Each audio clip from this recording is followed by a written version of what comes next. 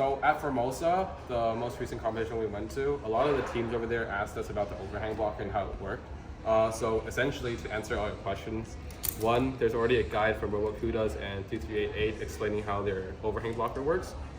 But anyhow, general idea is that this rope, there's some sort of rope that attaches to the second stage of the blocker. Like here, you can see the rope is over here. And then when the blocker is in its unprimed state, this rope is very loose, so this thing can like naturally flop around and like undeploy itself. But when you push up the blocker, this rope gets tensioned so that this part of the hinge wants to fall back, because this would decrease the distance between the rope. So when I move it from here to up here, you can see that the tension of the rope is pulling down the second stage of the blocker. And then over here at the top, we have a hard stop, which is just like aluminum plates.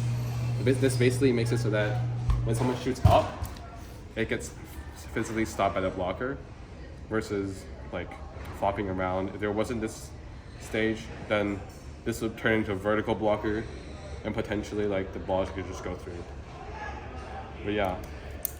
Also note that this stage, in my testing, it has to be pretty light. Otherwise, the piston wouldn't be able to lift it up. But that could be my really bad piston placement, because yeah, it was pretty bad.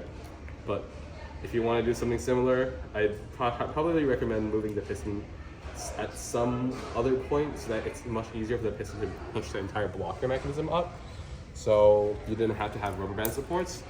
But I would highly recommend using like some sort of rubber band system to like ease off some pressure off the pistons, so the PSI needed to activate the piston is much less, so you can save a lot of air.